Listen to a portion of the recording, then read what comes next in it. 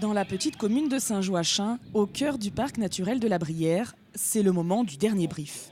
On fait une feuille par stand, un planning, ça c'est la billetterie. Et chaque personne choisit ses heures par rapport à sa pause ou le moment de travailler pour garder un groupe.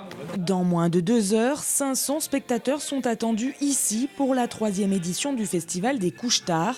Un festival à petit budget, 25 500 €, dont seulement 6% de subventions versées par la mairie.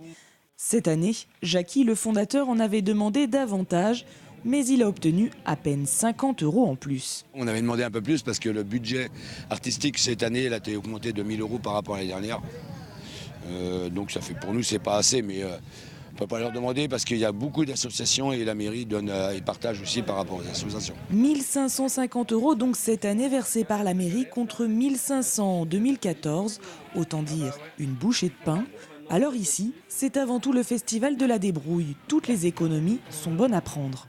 Ce qui nous permet vraiment de fonctionner, c'est surtout les prêts de matériel. Parce que nous, on a beaucoup de matériel mis à disposition gratuitement par à la fois la mairie, les autres associations et les autres communes. Du coup, on se retrouve niveau matériel, on n'a pas vraiment beaucoup à louer. C'est beaucoup du prêt, c'est beaucoup basé sur la confiance, vu qu'on reste dans le local. Gilles, Gillian. En tout, le festival compte une 50aine de bénévoles, des bonnes âmes qui s'improvisent parfois laveurs d'urinoir, mais d'autres sont venus apporter leur vrai talent de cuisinière.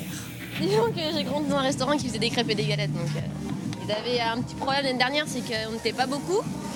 Et donc je me suis proposée pour cette année, on est un peu beaucoup là ce soir. La restauration et la buvette, c'est d'ailleurs les premières dépenses mais aussi recettes du festival. 5 000 € pour la nourriture et 8 500 € pour les boissons. Côté scène, les Couche-Tard misent sur une programmation 100% locale.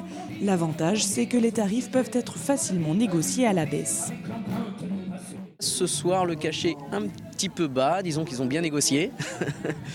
Et à la base, il était un petit peu plus élevé, mais ça va, c'est raisonnable, tout le monde s'en sort très bien. Et le principal, c'est qu'on arrive, nous, à se produire aussi sur des petits festivals comme ça, et des plus gros même, pourquoi pas. Autre ressource pour les Couche-Tard, la billetterie. 15 € pour les 2 soirs, de quoi renflouer les caisses sans faire fuir les spectateurs. Le prix, c'est parfait, faut pas changer, vraiment pas, quoi. C'est très très raisonnable. Ah bah non, ça vaut le coup. Ça vaut le coup parce qu'il y a vraiment beaucoup de groupes. Des fois, il y a des festivals où il n'y a que 3 groupes, là, on est quand même assez fournis. Et après, sur place, c'est pas vraiment cher, donc non, je pense que c'est valable. Finalement, tout le monde y trouve son compte. Musiciens en quête de scène, bénévoles en demande de partage et entreprises en besoin de reconnaissance. Les Couche-Tard ont peut-être trouvé la bonne formule face à la baisse des subventions auxquelles sont confrontées les manifestations culturelles.